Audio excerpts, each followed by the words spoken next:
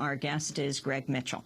He writes the Media Fix blog for TheNation.com. He's author of numerous books. His latest is Atomic Cover-Up, 2 U.S. soldiers, Hiroshima and Nagasaki, and the greatest movie never made. Welcome. You have been covering this for decades. The significance, Greg, of this day, August 9th, 66 years ago, and what it means today in nuclear-ravaged Japan. Right.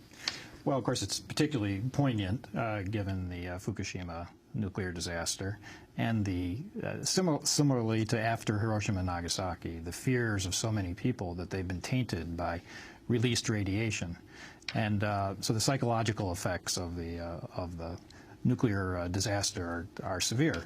And in fact, survivors of the atomic bomb in Hiroshima and Nagasaki have been campaigning this year against nuclear power, which is something they haven't particularly done in the past, linking nuclear weapons and nuclear power, the fear of radiation, the chance of catastrophe, the chance of disaster. So it's a special day for that. And of course, the other reason is because, as I've pointed out for many years, the U.S. is the only country that has used the bomb twice in war, as you mentioned. And, you know, it may surprise many people to know we still have a first-use policy in the United States. And the lesson that has been handed down to us for decades now is that, yes, never again, we should never use nuclear weapons again. However, we continue, most Americans, certainly American leaders, American policymakers, American media, all defend the use of the bomb, or the double use of the bomb back in 1945. So the message is these weapons are too dangerous to use, but we used them before, we continue to defend it, we continue to have a first strike policy. So to me, that's a very dangerous lesson of Hiroshima and Nagasaki. Talk about the color videotape of the atomic bombing that has rarely been shown, and yet it's been around, well, since right after the bombing. Right. Well, that's basically what my new book is about. It's about the suppression of this footage, both the American footage, which was in color and was shot by the U.S. military, and the Japanese footage, which was shot by the Japanese newsreel team and is in black and white. In fact, in your first part of this program, almost all the images that people saw on the screen was black and white footage. Even to this day, not many people have seen much of the color footage, and that's because the U.S. suppressed that color footage shot by our own military for decades. And it really wasn't until the 1980s that any of it came out.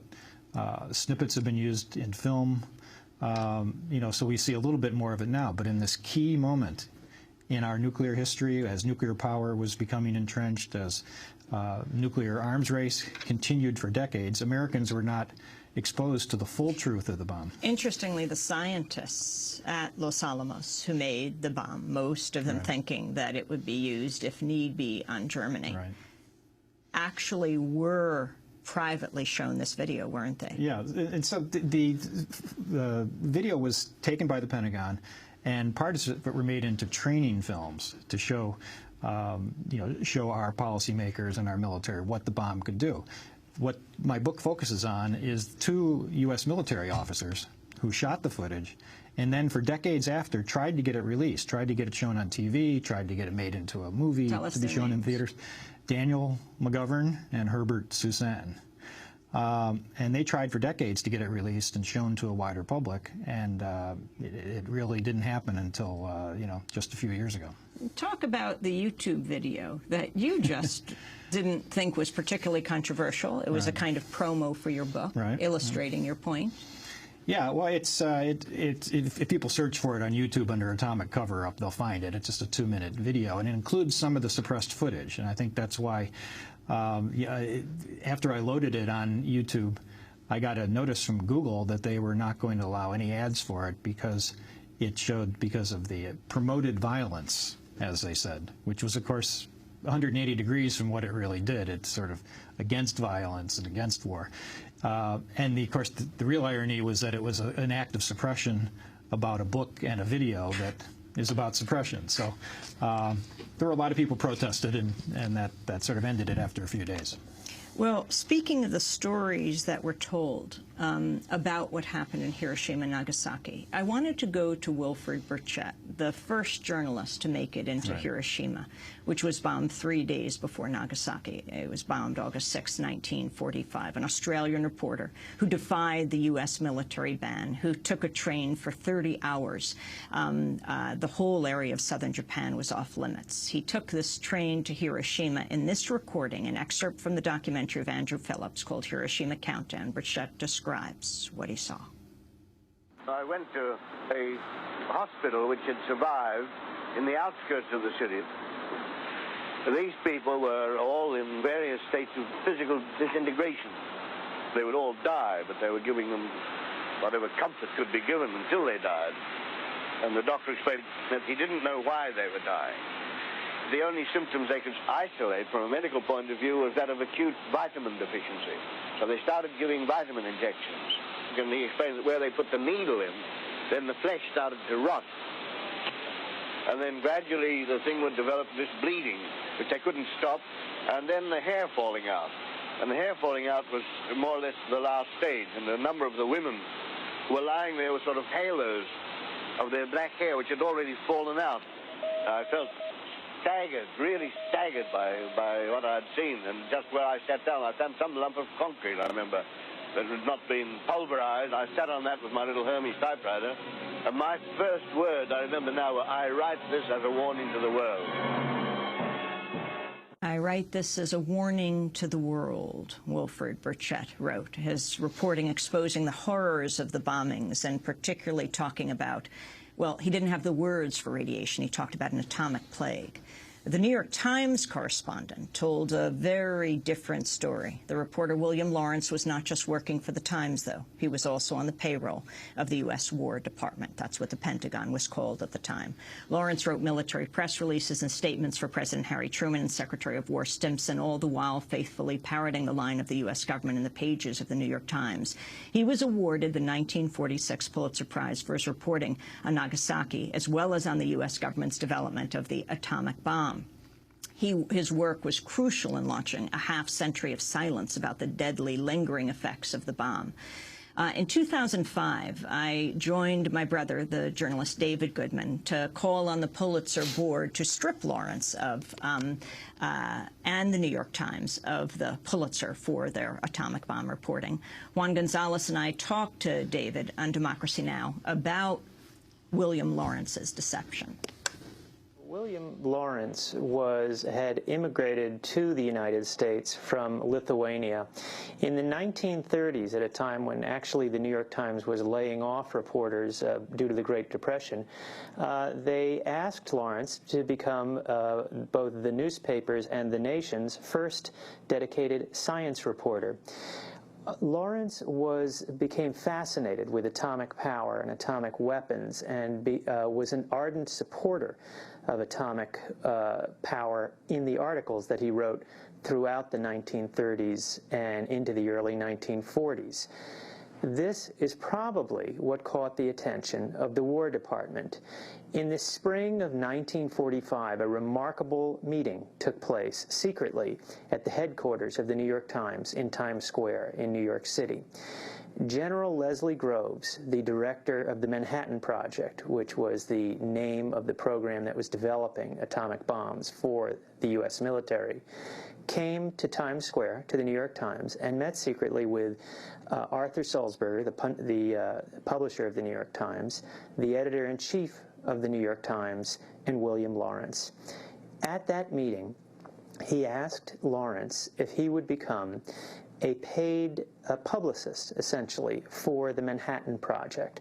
So while simultaneously working as a newspaper reporter for the New York Times, he would also be writing, essentially, propaganda for the War Department. Officially, he was asked to put in layman's terms the benefits of atomic weapons and the development of atomic power. Other New York Times reporters were unaware of this arrangement, this dual arrangement where he was being paid by both the government and the newspaper, and in fact were somewhat mystified when Lawrence began taking long leaves of absence. Well, the government's investment in Lawrence paid off in spades because he was rewarded for his loyalty. He was also ended up writing statements for Secretary of War Stimson and for President Truman himself. He was rewarded by being given a seat in the squadron of planes that dropped the atomic bomb on Nagasaki. I'll read to you a little excerpt of Lawrence's dispatch. In general, his writing, well, these days journalists would call it purple prose, but it was often imbued with these messianic themes about the potential and power of atomic weapons. Here is what he had to say in describing the bombing of Nagasaki. This bombing is thought to have taken about 70,000 to 100,000 lives. Lawrence recounted, quote, being close to it and watching it as it was being fashioned, he's speaking here of the atomic bomb, into a living thing so exquisitely shaped that any sculptor would be proud to have created it. One felt oneself in the presence of the supernatural. Now, Lawrence went on to write a series of 10 articles about the development of the atomic bomb. This and his reporting about the Nagasaki bombing won him the 1946 Pulitzer Prize in reporting. He seems to have been completely unashamed and unrepentant of what was clearly an egregious conflict of interest by any of the most basic canons of journalism ethics. Lawrence later wrote in his memoirs about his experience as a paid publicist for the War Department. He wrote, quote, mine has been the honor, unique in the history of journalism, of preparing the War Department's official press release for worldwide distribution. No greater honor could have come to any newspaperman or anyone else for that matter. And David, I think it's instructive, the effects of this reporting. I mean, on the one hand, you had someone like Wilfred Burchett on the ground talking about, he didn't even have the words to describe. He talked about bomb sickness. He talked about atomic plague. And then you have Lawrence's front page story, September 12th, 1945. U.S. atom bomb site belies Tokyo tales. Tests on New Mexico range confirmed that blast and not radiation took toll. This after William Lawrence, while he didn't go to Hiroshima, was taken by Leslie Groves, the general in charge of the Manhattan Project that was responsible for the bomb, took Lawrence and other reporters to New Mexico to counter what the War Department, what Groves was calling Japanese propaganda of the effects, the deadly effects of radiation. And in fact, Lawrence knew better, because having observed the Trinity test, the first explosion of the atomic bomb in the deserts of New Mexico, he knew that Geiger counters had spiked around the area of the bombing long after the actual bomb itself. In fact, an interesting footnote to this whole encounter is that when Lawrence was brought by Groves in this effort, as Amy describes. We're going to pull out of that clip of David Goodman describing William Lawrence. William Lawrence, Greg Mitchell, the original embedded reporter, won a Pulitzer Prize for his reports, was also on the payroll of the War Department, writing the Stimson press releases and statements. Right. Well, it was, I mean, he's a symbol, I guess, but really it was, we had decades of the suppression. You know, my book talks about the film footage, which was extremely significant, but of course in the media and in official statements by the government, there was basically a Hiroshima narrative.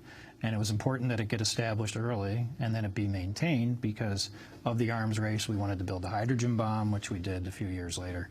And so it's been important to the development both of nuclear weapons and nuclear energy in the U.S. that this Hiroshima narrative be disseminated. And, you know, really from the first words of the nuclear age, it was a lie when Truman said that they bombed Hiroshima, which was merely a military base. And so it's been 66 years of that kind of misstatements and misleading arguments. The words nuclear power, nuclear weapons, and suppression of information follow through right to today, and this is where we're going to end, as the Japanese people deal with their government in the last few days, hearing that the radiation levels are highest than they've ever been since the nuclear meltdowns. Right.